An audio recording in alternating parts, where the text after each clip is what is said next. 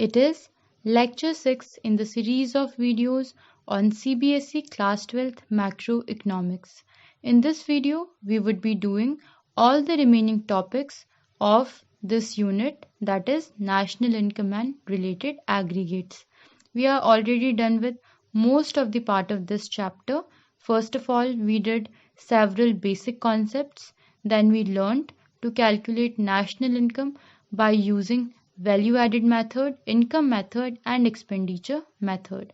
So here first of all I have shown you the reconciliation of all these three methods and then we will discuss all the remaining topics. So here you all know that the main aim of all these three methods is to reach at national income, that is NNP, at factor cost. So first of all, in order to calculate NNP at factor cost, that is national income, from value added method, we add GVA at market price of all the firms to reach at GDP at market price. Alright. So first of all, we find GDP at market price, that is nothing but the sum of gross value added at market price of all the firms. And gross value added at market price is nothing but value of output minus intermediate consumption. And value of output is sales plus change in stock, and also it is intermediate consumption plus depreciation plus net indirect tax plus compensation of employees plus operating surplus plus mixed income of self-employed. If we come to income method, then by income method, in order to reach at national income, we first find NDP at factor cost, which is the sum of compensation of employees, operating surplus and mixed income of self-employed.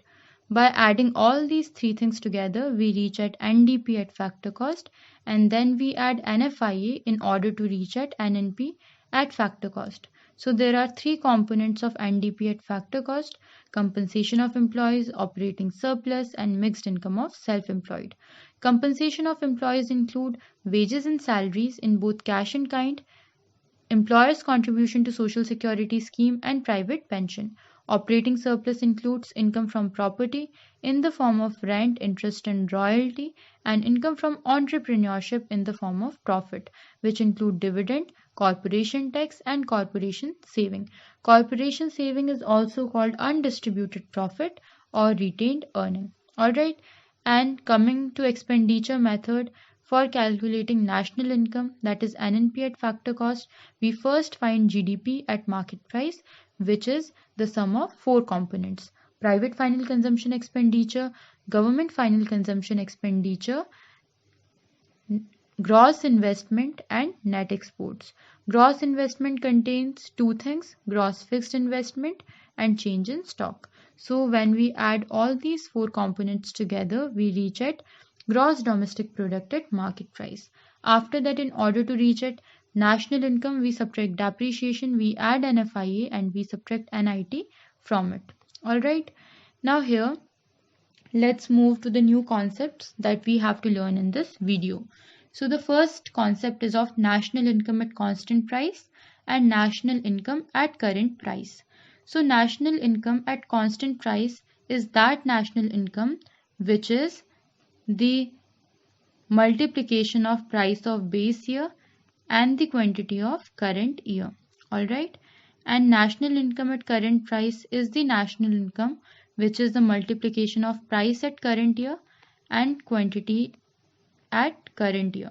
Alright, so national income at constant price is the real national income because it rises only with the rise in output.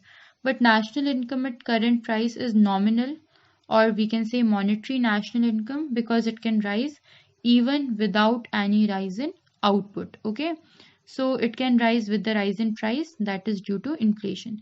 That's why it becomes extremely important for us to calculate national income at constant price. Alright, so here you can see I have taken the year 2014 as the base year and year 2020 as the current year. Alright, so here is the output and price of the year 2014 and this is output and price of the year 2020. Okay, so national income at current price of 2020 is the multiplication of output of 2020 and the price of 2020 and national income of the year 2020 at constant price is the multiplication of base year price, that is the price of 2014, and the output of 2020. Alright, so if here I calculate the national income at current price of the year 2014, then it would be something like this. So national income of the year 2014 would be the price into quantity of the year 2014. So it would be first of all 50k for wheat, right? And then 30k for cloths, and then 15k for iron, and total it would be 95k, right?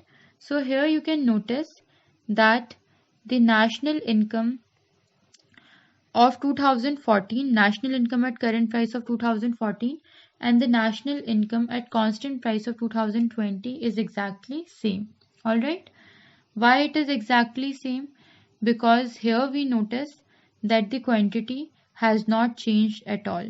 Quantity in 2014 is just exactly, sorry, this is price. The quantity in 2014 is just exactly same as it is in 2020.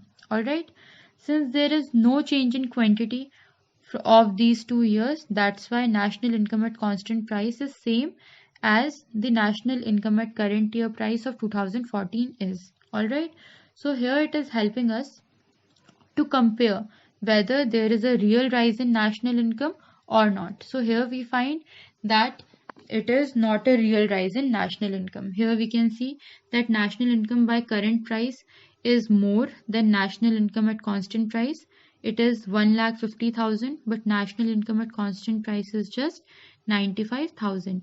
And here we noticed by comparing it with the national income of base year, we compared that here this national income at current price is increasing only due to rise in price. Here you can see that only price has increased. Earlier price were 50 for wheat, now in 2020 they are 60, earlier they were 20, now they are 40. Earlier they were 7.5 for iron, and now they are 15. Due to rise in price, this national income at current price has increased. So how we get to know that this is increased just due to rise in price and not due to rise in quantity? By knowing the national income at constant price and by comparing it with the national income of the base year. So I hope that this is clear to you, and I hope that by doing all this exercise it is clear to you that why national income at constant price is called real national income. Okay, and this is national income at current price is called nominal national income, because national income at constant price rises only when there is increase in quantity. Otherwise it will be exactly same as the national income of base year, but this will increase even without any change in quantity. If there is change in price, it can rise. All right, so here you can see that it is called monetary national income, that is national income at current price, and it is not a true indicator of the rise in national income. Okay, but national income at constant price will increase only if there is rise in output, and it is a true indicator of economic growth of an economy. So here I have shown the clear-cut difference between national income at current price and national income at constant price. So here you can see that national income at current price, that is monetary national income or nominal national income, is calculated at current year price. Okay, and national income at constant price is calculated at base year price. So the definition of national income in both the cases will remain same. The only change is that here you will write that it is calculated at current year price and this is calculated at base year price. All right, that's why it is called monetary national income or nominal national income, because it does not give us the true indicator. It is not a true indicator of economic growth because it is rising just due to rise in price, just due to inflation, and it is a real indicator. That's why it is called real national income. Okay, national income at constant price. Then what are the causes of change? You know that national income at current price is price of current year into quantity of current year. So it can rise, it can change with the change in price as well as with the change in quantity. Okay, but this national income at base year price will change only when there is change in output, okay, because it is taking in consideration the price of base year and the quantity of current year. So it will change only when there is change in output, and it can change when there is change in price as well as change in output. Okay, this one, national income at current price. Now, this one, that is national income at current price, is not a true indicator of economic growth, because for a country like India where inflation is very high, this type of national income will increase very rapidly, but it doesn't mean that the welfare of people is rising, because it is rising just due to rise in price. And this national income at base year price is a true indicator of economic progress of a country, because it is rising due to rise in output. All right. And this national income at current year price cannot be compared with base year national income, but national income at base year price can be easily compared with base year national income, right? But national income at current price is also very important, because sometime in the future, this current year price national income will become the current year price national income for the base year. Okay, so then it would be very much helpful for comparison of national income at constant price of the future current year. All right, as we did here in this example, right?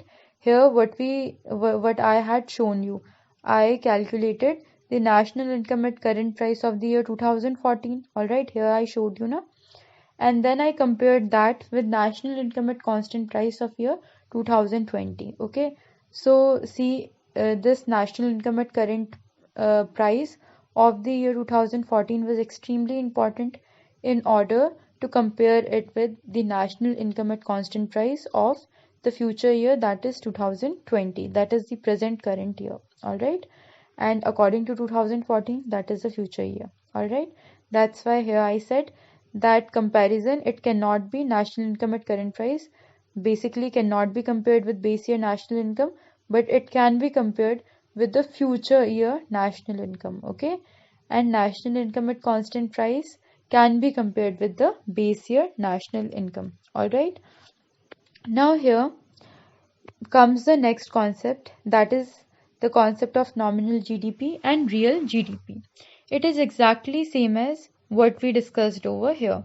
The only difference is that here we were discussing about national income, okay, and here we are discussing about other aggregate of national income, that is GDP. Okay, so if we are saying nominal, it means it is calculated at current year price, and if we are saying real GDP, it means it is measured at base year price. All right, so nominal GDP is not accounting the change in output. Okay, it is rising due to rise in price. Okay, it can sometimes rise due to rise in output as well.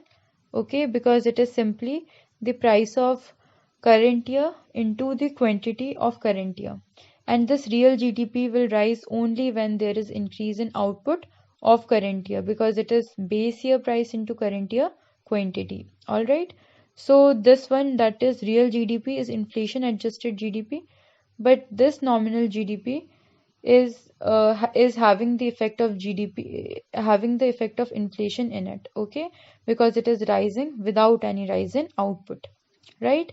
So nominal GDP do not analyze economic growth properly, but real GDP is a good indicator of economic growth, right? Because when real GDP rises, it means that there is corresponding increase in the output of goods and services. Okay, so this is just same as we discussed national income at current price and national income at constant price. The only thing is that the terms has changed. So the matter will remain same, but it will come in terms of GDP. That's the only thing you need to remember. Okay. So real GDP, real GDP is very good for economy. Why? Because it is telling us the real change, the physical change in output. But nominal GDP is just accounting the monetary change, right? Now, one important question is there that often come in exams. It came in 2018-19 CBSE board exam paper as well. That is GDP deflator. So, what is this GDP deflator? It means how we can convert real GDP into nominal GDP or nominal into real. If you are given with any one of them, you can reach at any other if you know this formula of GDP deflator, that is real GDP is equal to nominal GDP upon price index into 100. So nominal GDP and price index would be given to you in the question. You just need to apply this formula on it, and then you can easily reach at real GDP, or else real GDP or price index will be given to you.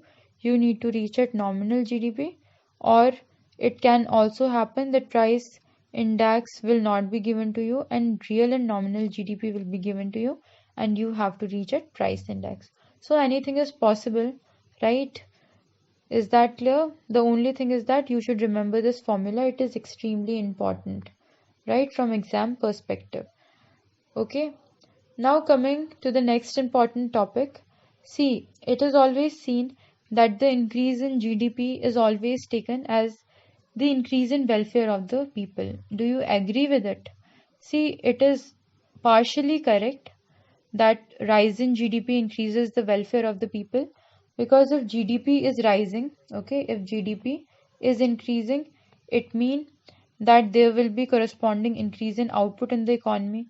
If output will be more, it means people can get more out of it, so their lives will become better off. So this is partially correct but not truly. Why it is not wholly correct, we will get to know about this in the succeeding slides, because there you will find some cases in which this thing do not holds true, in which due to rise in GDP the welfare of people is falling. You will find that. And GDP is also not accounting various things that is helping in to rise the welfare of the people. So let's see what are those facts in which this thing does not holds true, that when GDP increases, welfare of people also increases. So first of all, the first case is of distribution of GDP. Suppose if there are let's assume that there are 5 people in an economy: 1, 2, 3, 4, and 5. Okay, these 4 are very poor. They were very poor in the year 2014. Okay, and they are still poor in the year 2020. Okay, but this one was earning let's say 1 crore in year 2014, and now he is earning 10 crore, right, in the year 2020. So when we will calculate GDP, we will say that there is rise in output as well as rise in goods and services in the economy. It means that welfare of people is rising. It is not true, because only welfare of one person is rising. Okay, his hegemony is building more and more in the economy, but these other 4 peoples are still very poor. Their condition is still same, right? So distribution of GDP is so that only there is accumulation of wealth in the hands of on the hands of one person. All right, so when such situation is there, then we can say that GDP is not a true indicator of welfare of people. Here you can see that one person is having all the wealth and all the other people are dying. They doesn't have anything to survive. So when there are such income inequalities in the economy, when there is inequality in the distribution of GDP, then GDP is not a true indicator of economic welfare. Okay, now coming to the next factor. See, GDP can rise even without any change in output.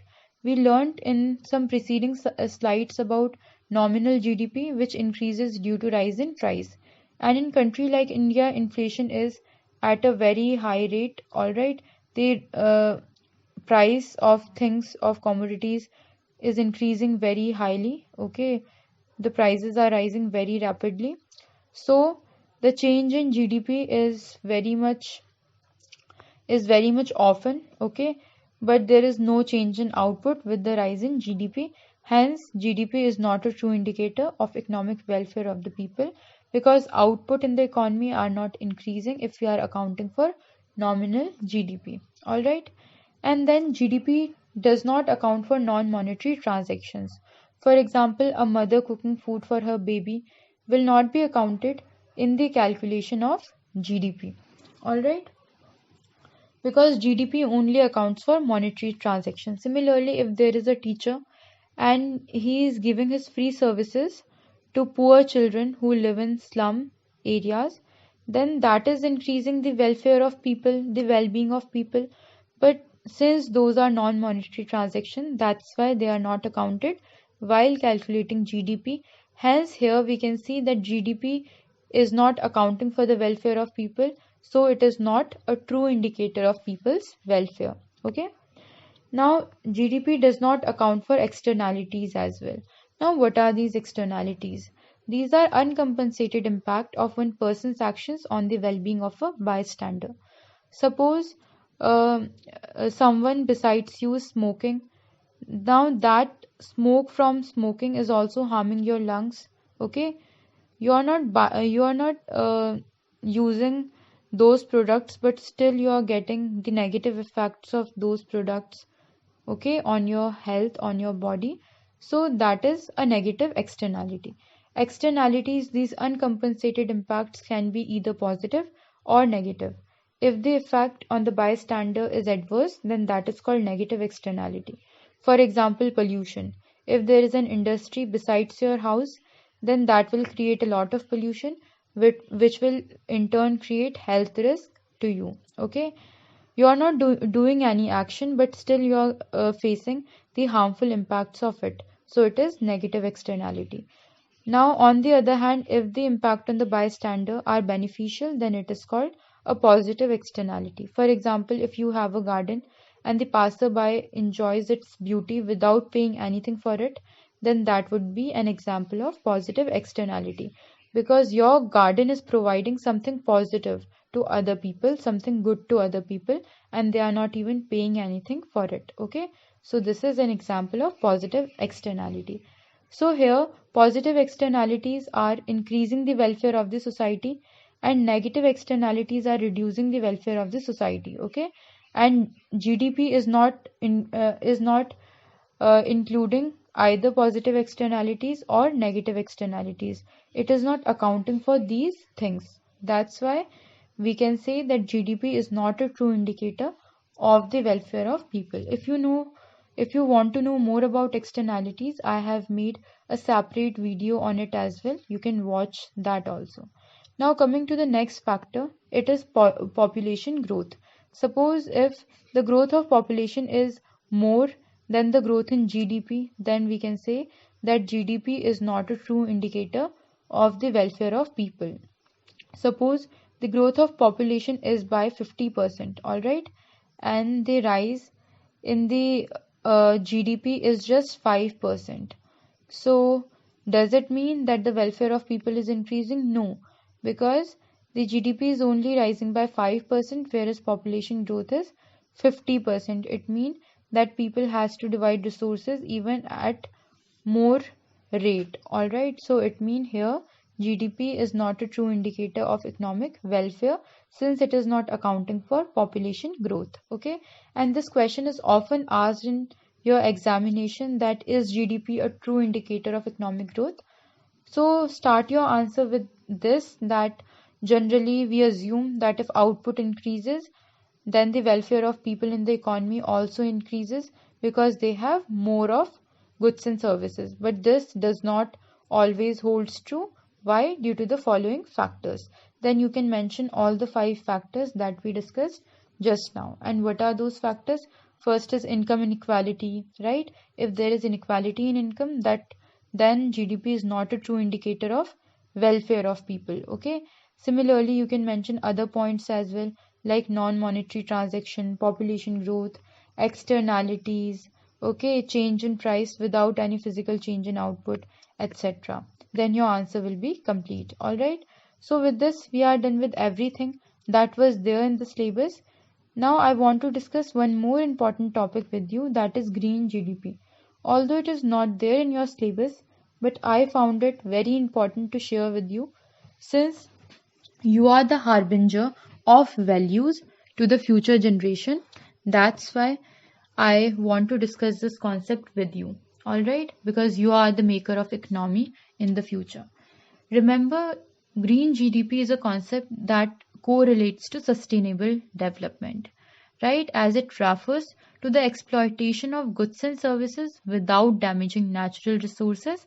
so that future generation may not be hampered. Okay, we have to do our production process in such a way so that we can leave something for the future generations as well, and their production process cannot be hampered. Okay, it may not be hampered. We have to produce our goods and services in such a way. Okay, so basically green GDP measures national income or output adjusted for the depletion of natural resources and degradation of environment, right? And it helps us to attain sustainable way, okay, sustainable way of development, so that we can use natural environment in such a way that we can leave something for future generations as well, and there can be equitable distribution of benefits of development. All right, because we do not have to move on the path of development at the cost of environment is also very important for us.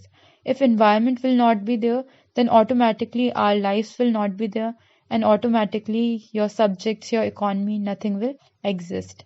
So we have to do everything by considering environment as well. So if you will become economist in the future, then you should not only consider the reckless way of development by only following the ways of increasing national income in an irrational way. You have to follow the path of green GDP, where you should consider everything, the environmental aspect as well. Okay, so that's it for this video, for this entire unit.